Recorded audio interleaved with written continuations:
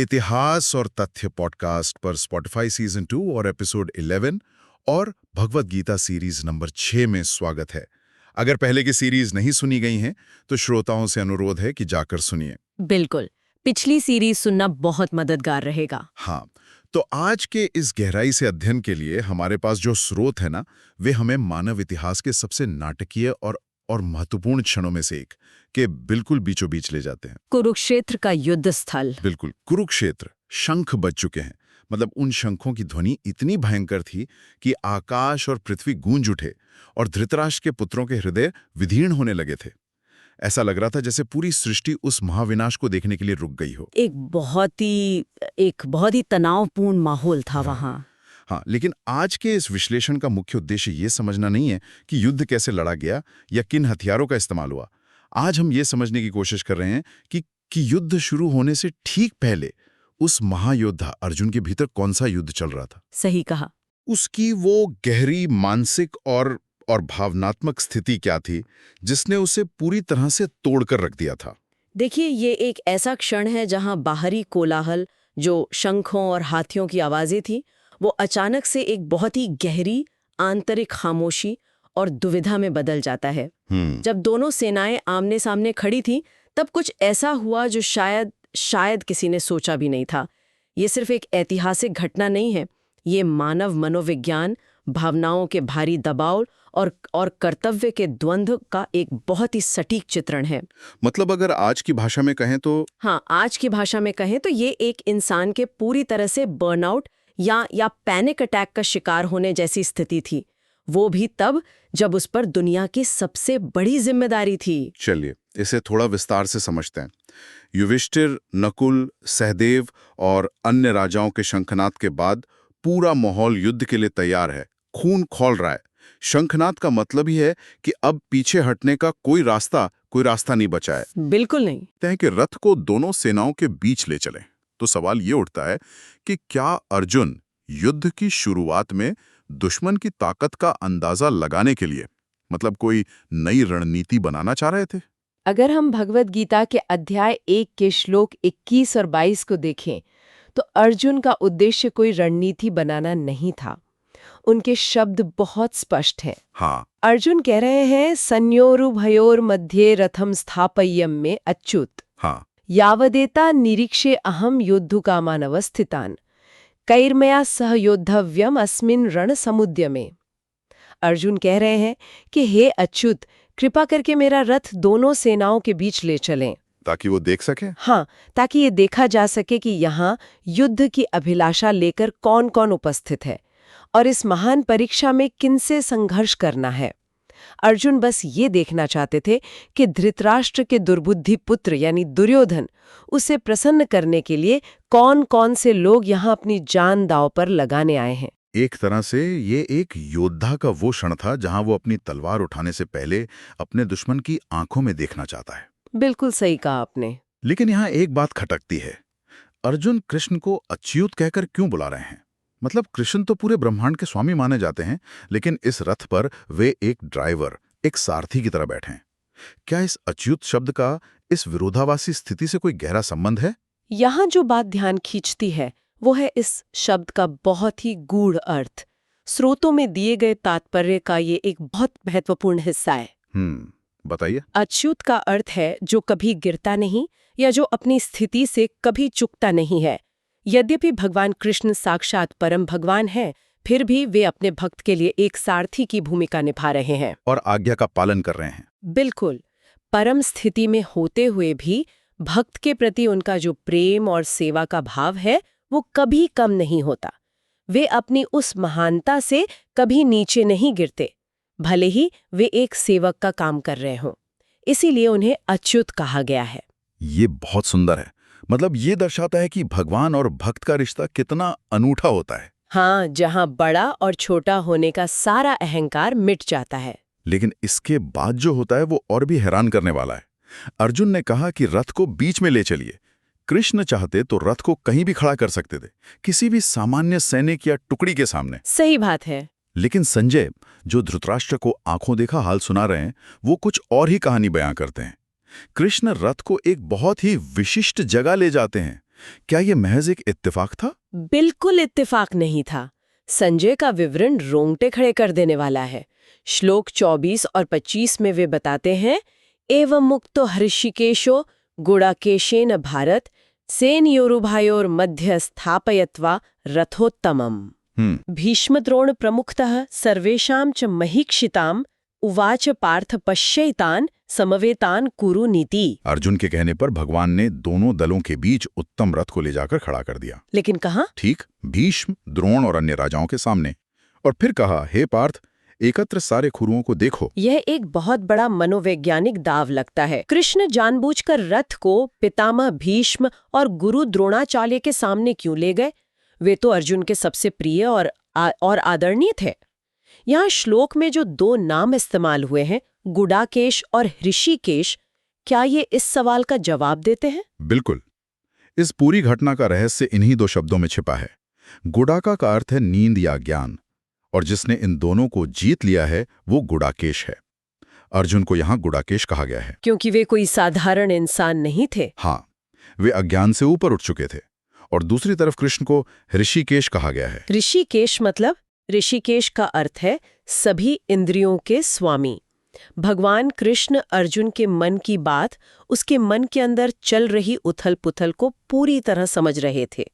वे जानते थे कि अर्जुन के भीतर क्या प्रतिक्रिया होने वाली है जब वे अपने दादा और गुरु को सामने देखेंगे। मतलब ये एक मनोवैज्ञानिक परीक्षा थी। हाँ, कृष्ण अर्जुन को उस सत्य का सामना करवा रहे थे जिससे अर्जुन भागना चाहते थे। तो ये एक तरह का लिटमस टेस्ट था। और जैसे ही रथ वहां रुकता है, अर्जुन सामने देखते हैं, यहां से ये विषय और भी दिलचस्प हो जाता है। बिल्कुल। उन्हें कोई अनजान दुश्मन नजर नहीं आते हैं। उन्हें वो लोग दिखते हैं जिनके साथ वे खेले हैं, बड़े हुए हैं। चाचा, ताऊ, पितामह, गुरु, मामा, भाई, पुत्र, पौत्र, मित्र, ससुर, सब वहां मौजूद हैं। अपने ही परिवार का पूरा एक नक्शा युद्ध के मैदान में खिंचा हुआ है। इसके बाद अर्जुन की क्या प्रतिक्रिया होती है? उनकी प्रतिक्रिया बहुत स्वाभाविक थी, एक इंसान के रूप में। क्या वे अपने क्रोध को याद रखते हैं? नहीं, उनका सारा क्रोध शांत हो जाता है और उसकी जगह एक भयंकर मानसिक आघात ले लेता है। श्लोक 26, 27 और 28 इस दर्द को बहुत गहराई से दर्शाते हैं। दृष्ट्वेमं स्वजनम कृष्ण युयुत्सुम समुपस्थितम सीदंतिमम गात्राणि मुखम च परिशुष्यति। अर्जुन कहते हैं कि हे कृष्ण, इस प्रकार युद्ध की इच्छा रखने वाले मित्रों और संबंधियों को अपने समक्ष देखकर मेरे शरीर के अंग कांप रहे हैं और मेरा मुंह सूख रहा है। एक पल पहले जो योद्धा युद्ध के लिए उतावला था, वो अपनों को देखकर पूरी तरह से पिघल जाता है। हाँ, पूरी तरह से। लेकिन क्या ये एक योद्धा के लिए शोभा देता है? मतलब आज की दुनिया में अगर कोई बड़ा सीईओ किसी प्रतिद्वंदी कंपनी को खत्म करने की योजना बनाए और ऐन मौके पर उसे प्रतिद्वंदी के परिवार की याद आ जाए और वो सब कुछ छोड़ दे, तो लोग उसे कमजोर कहेंगे। यह एक आम नजरिया है। क्या अर्जुन का ये डर कायरता नहीं था? एक योद्धा युद्ध के मैदान में खड़ा है, शंख बज चुके हैं और अचानक वो करुणा की बात कर रहा है। कई बार ऐसा होता है कि हम किसी बड़े काम से पहले घबरा जाते हैं और फिर बहाने ढूंढने लगते हैं। क्या अर्जुन सिर्फ एक बहाना नहीं बना रहे थे? पहले नजर में ये कायरता या कमजोरी लगती है, लेकिन अगर हम इसके पीछे के मनोविज्ञान और स्रोत के तात्पर्य को गहराई से समझें, तो तस्वीर कुछ और ही उभरती है। वो कैसे? स्रोत स्पष्ट करता है कि यथार्थ भक्ति से युक्त मनुष्य में वे सारे सद्गुण रहते हैं जो देवताओं में पाए जाते हैं। अर्जुन का ये कांपना, उनका ये दुख किसी स्वार्थ या अपनी जान जाने के डर के कारण नहीं था। मतलब वे हारने से नहीं डर रहे थे? बिल्कुल नहीं। वे इस बात से नहीं डर रहे थे कि वो मारे जाएंगे। ये उनकी स्वाभाविक करुणा थी। वे उन लोगों के प्रति दया का अनुभव कर रहे थे जो उनसे लड़ने और उन्हें मारने आए थे। एक सामान्य इंसान सोचता है कि मैं इसे कैसे हराऊं, लेकिन अर्जुन सोच रहे हैं कि इनके विनाश से क्या हासिल होगा। ये एक शुद्ध भक्त का लक्षण है, जिसके हृदय में सभी के लिए करुणा होती है, यहाँ तक कि अपने शत्रुओं के लिए भी। ये समझना थोड़ा मुश्किल है कि दुनिया का सबसे बड़ा धनुर्धर, जिसके नाम से ही शत्रु कांपते थे, वो अपनों को देखकर करुणा से इस कदर टूट रहा है कि उसके शरीर ने भी उसका साथ छोड़ना शुरू कर दिया। शरीर और मन का बहुत गहरा जुड़ाव है। हाँ, ये सिर्फ दिमागी उथल-पुथल नहीं थी, इसका असर पूरी तरह से शारीरिक था। जैसे आज के समय में किसी को बहुत ज्यादा तनाव या पैनिक अटैक आने पर होता है, पसीना आना, हाथ कांपना, सांस फूलना, जब शरीर दिमाग का साथ छोड़ देता है। ये तुलना काफी सटीक है। श्लोक 29 और 30 में अर्जुन अपनी इसी शारीरिक और मानसिक पीड़ा का बहुत ही सजीव वर्णन करते हैं। वे पथुश्च शरीरे में रोमहर्षश्च जायते गांडीवं स्रंसते हस्तात् त्वक्चैव परिदह्यते। न च शक्नोम्यवस्थातुं भ्रमतीव च मे मनः निमित्तानि च पश्यामि विपरीतानि केशव। इसका अर्थ ये हुआ कि अर्जुन बता रहे हैं कि उनका पूरा शरीर कांप रहा है, रोंगटे खड़े हो गए हैं। और उनका जो प्रसिद्ध धनुष है गांडीव, जिसके टंकार से दुश्मन भाग खड़े होते थे, वो आज उनके हाथों से सरक रहा है। और त्वचा जल रही है। हाँ, वे कहते हैं कि अब खड़े रहने की भी ताकत नहीं बची है। मन चकरा रहा है और उन्हें केवल अमंगल के कारण यानी विपरीत निमित्त ही दिखाई दे रहे हैं। जब हम इसे गहराई से देखते हैं तो ये उस स्थिति से मिलता जुलता है जब इंसान की सारी भौतिक उम्मीदें और उसके जीवन का आधार अचानक ढह जाता है। बिल्कुल। जैसे किसी ने सालों तक किसी चीज की तैयारी की हो और आखिरी पल में उसे लगे कि ये सब तो व्यर्थ है। लेकिन शरीर में कंपन होना, रोंगटे खड़े होना, त्वचा का जलना, ये सब बहुत गहरे मनोवैज्ञानिक पतन का संकेत है। इंसान का शरीर इस तरह की प्रतिक्रिया कब देता है? अगर हम इसे बड़े परिप्रेक्ष्य में देखें तो स्रोत में उल्लेखित तात्पर्य इस कंपन को बहुत ही तार्किक ढंग से समझाता है। बताइए। शरीर में दो प्रकार से कंपन होता है और रोंगटे खड़े होते हैं। एक अत्यधिक आध्यात्मिक परम आनंद के समय और दूसरा अत्यधिक भौतिक भय उत्पन्न होने पर। तो अर्जुन का भय भौतिक था। अर्जुन की स्थिति यहाँ दूसरे प्रकार की है, लेकिन ध्यान रहे यह भय अपनी मृत्यु का नहीं है। यह भय है अपने जीवन के आधार, अपने संबंधियों को खोने का। सही बात है। जब मनुष्य की भौतिक आशाएं और अपेक्षाएं पूरी तरह से टूट जाती हैं, तब वो इस तरह की गहरी निराशा और भ्रम का शिकार होता है। अर्जुन को लग रहा है कि स्वजनों को मारने से कोई कल्याण नहीं होगा। उन्हें कोई जीत नहीं दिख रही थी। नहीं, उनका मन इतना विचलित है कि उन्हें युद्ध भूमि में विजय या न्याय नहीं, केवल और केवल अमंगल और निराशा ही दिख रही है। इसका मतलब अर्जुन पूरी तरह से एक अस्तित्व के संकट में, एक एग्जिस्टेंशियल क्राइसिस में घिर गए हैं। वे उस बिंदु पर आ गए हैं जहां जीत और हार के मायने ही खत्म हो गए। हाँ, ऐसा लगता है जैसे कोई इंसान पहाड़ की सबसे ऊंची चोटी पर पहुंच जाए और फिर उसे एहसास हो कि वहां वो पूरी तरह से अकेला है। उस ऊंचाई का, उस जीत का क्या फायदा जब साथ में जश्न मनाने वाला ही कोई ना हो? यही अर्जुन की मुख्य दुविधा थी। श्लोक 31 के अंत और 32 में उनकी ये पीड़ा एक बहुत ही गहरे सवाल के रूप में बाहर आती है, जहां ले कहते हैं कि किम नो राज्येन गोविंद किम भोगैर जीवितेन वा। ये सामर्थे कांक्षितम नो राज्यम भोगा सुखानि च तैमेव स्थिता युद्धे प्राणांस त्यक्त्वा धनानि च। इस श्लोक का जो भाव है वो इंसान की सबसे बड़ी दुविधा को सामने रखता है। बिल्कुल। अर्जुन पूछते हैं कि हे गोविंद, हमें राज्य, सुख या इस जीवन से क्या लाभ जब वे ही लोग जिनके लिए हम ये सब चाहते हैं अपनी जान और संपत्ति की परवाह किए बिना इस युद्ध भूमि में खड़े हैं। गुरु, पिता, पुत्र, दादा, मामा, इन सबको मारकर हमें क्या सुख मिलेगा? ये एक ऐसा प्रश्न है जो इंसान की सारी भौतिक महत्वाकांक्षाओं पर सवालिया निशान लगा देता है। और ये सवाल आज के संदर्भ में भी उतना ही तार्किक है। इंसान दिन रात मेहनत करता है, धन, संपत्ति और रुतबा कमाता है ताकि वो उसे अपने परिवार के साथ बांट सके। सही बात है। अगर उस संपत्ति को पाने की दौड़ में परिवार ही पीछे छूट जाए या परिवार ही न बचे तो वो खाली महल और वो सारा धन किस काम का? किसी काम का नहीं। यहाँ एक और दिलचस्प बात है, अर्जुन ने कृष्ण के लिए जिन नामों का उपयोग किया है, गोविंद और मधुसूदन, क्या वे केवल पुकारने के लिए हैं या इनका भी कोई विशेष अर्थ है? भगवद गीता में किसी भी नाम का उपयोग बिना कारण के नहीं हुआ है। ये बहुत ही सटीक है। मधुसूदन का अर्थ है मधु नामक असुर को मारने वाला। तो अर्जुन ने मधुसूदन क्यों कह रहे हैं? अर्जुन एक तरह से कृष्ण को याद दिला रहे हैं या परोक्ष रूप से उन पर कटाक्ष कर रहे हैं कि आपका काम तो असुरों का संहार करना है। आपने तो राक्षसों को मारा है, लेकिन मैं अपने ही परिवार, अपने दादा और गुरु को कैसे मार दूं?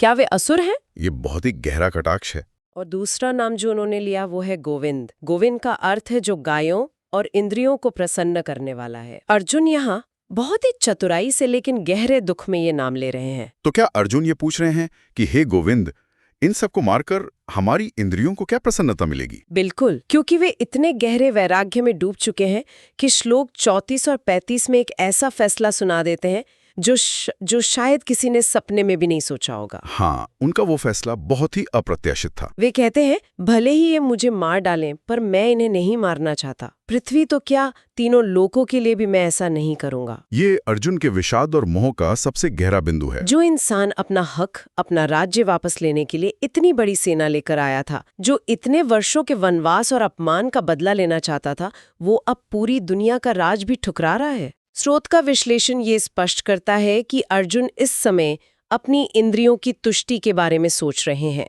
लेकिन क्योंकि वे एक शुद्ध भक्त हैं, इसलिए उनका ये सोचना भी भगवान की ओर ही निर्देशित है। मतलब वे चाहते हैं कि कृष्ण उन्हें सही मार्ग दिखाएं। वे अनजाने में ही सही, लेकिन यह चाहते हैं कि गोविंद उनकी इंद्रियों को संतुष्ट करें।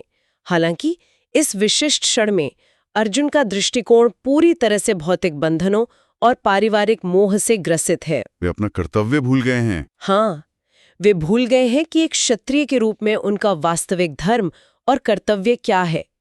वे एक राजा या एक न्यायपूर्ण योद्धा की तरह नहीं, बल्कि केवल एक पारिवारिक व्यक्ति की तरह सोच रहे हैं, जो अपने रिश्तेदारों का खून नहीं बहाना चाहता, भले ही वे रिश्तेदार अधर्म के रास्ते पर क्यों न हो। ये वही मोड़ है जहां पूरी भगवत गीता का आधार तैयार होता है। अर्जुन का ये मोह, उनका गांडीव रख देना, केवल एक व्यक्ति की कमजोरी नहीं थी। बिल्कुल नहीं। ये एक ऐसा मंच तैयार कर रहा था जहां से पूरी मानवता के लिए ज्ञान का सबसे बड़ा प्रकाश फूटने वाला था। ये सोचना कि इतना बड़ा योद्धा जिसके पास अजय अस्त्र शस्त्र थे, वो भावनाओं के आगे घुटने टेक देता है, ये साबित करता है कि इंसान का सबसे बड़ा युद्ध बाहर कुरुक्षेत्र के मैदान में नहीं लड़ा जाता है। हाँ, सबसे बड़ा युद्ध उसके अपने मन के भीतर लड़ा जाता है, जहां रिश्ते, मोह, कर्तव्य और धर्म आपस में टकराते हैं। अर्जुन का ये मोह सामान्य नहीं था। ये उस महान योजना का हिस्सा था जिसके तहत भगवान स्वयं जीवन, धर्म और कर्तव्य का सच्चा ज्ञान देने वाले थे। अर्जुन का गुडाकेश होना इस बात का प्रमाण है कि वे अज्ञानी नहीं थे, बल्कि उन पर ये मोह का पर्दा कुछ समय के लिए डाला गया था, ताकि एक बहुत बड़े सत्य को स्थापित किया जा सके, ताकि वो ज्ञान हम तक पहुंच सके। सही कहा। अर्जुन की ये पीड़ा हमें ये सिखाती है कि जब हम दुनिया को केवल भौतिक दृष्टि से, केवल शरीर और संबंधों के चश्मे से देखते हैं, तो परिणाम स्वरूप भ्रम, शोक और पीड़ा ही मिलती है। बिल्कुल। जब तक हम अपने जीवन के सत्य को एक बड़े परिप्रेक्ष्य में नहीं देखते, तब तक ये दुविधा बनी रहती है।